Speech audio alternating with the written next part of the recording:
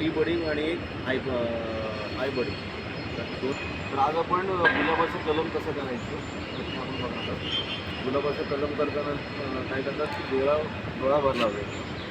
डोळा भरणे म्हणजे काय की ज्या झाडाचं आपल्याला फूल घ्यायचं आहे, जसं की आता आपल्याकडे रोज पुष्प आहे आजच्या टॉपिकवर, तर त्याचे लाल गुलाब आपल्याला आपलं जे गौरीकुंडा जे रोज आहे व्हाईट कलरचे, तर त्याच्या फांदीवरती आपल्याला त्यात लावायचं आहे. काय होणार आहे की त्याला तर व्हाईट फुलं तर येणारच आहेत, शिवाय ह्याचा हा डोळा भरल्यामुळे लाल जे रोज पुष्पाचा डोळा भरल्यामुळे त्याला लाल फुलंसुद्धा येणार आहेत. ते म्हणजे एका झाडावरती आपल्याला 2 कलर फुलांचे मिळू शकतात.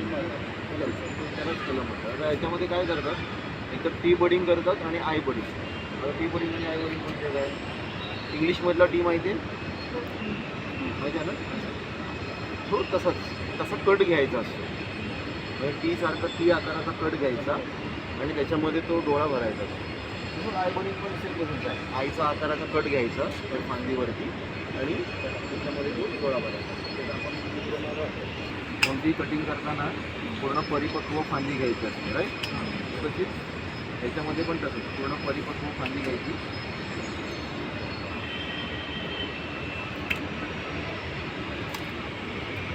त्याची पूर्ण परिपक्व फांदी घेतली आपण.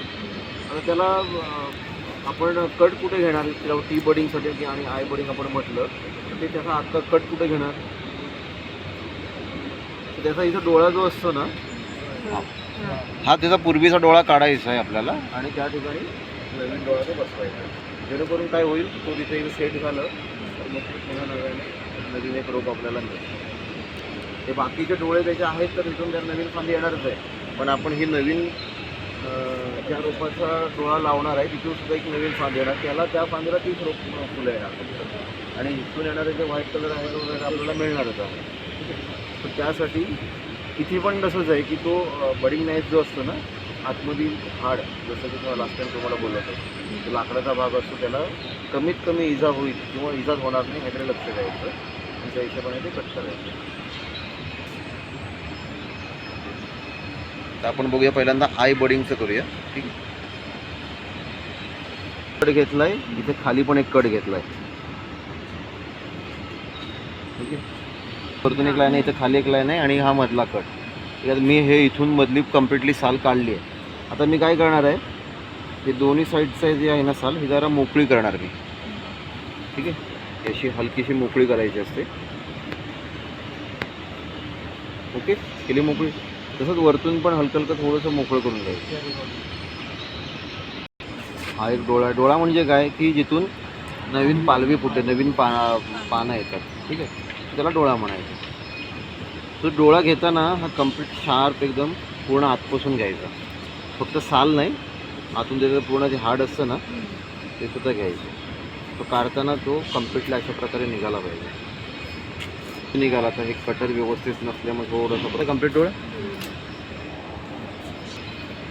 आता हा भरताना आहे ना, कम्प्लिटली हिची बाजूची साल असेल ही त्याच्यामध्ये कम्प्लिटली घुसवून आतमध्ये व्यवस्थित सेट करायचं ते.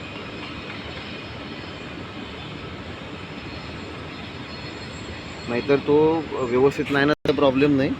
ठीक आहे, कितना मस्त बैठे पकला पाहिजे तर ते ग्रो होईल, अदरवाईज ते होणार नाही.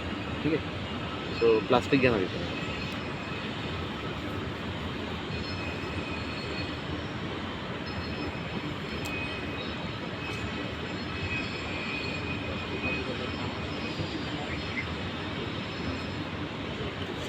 बैठा नाही आहे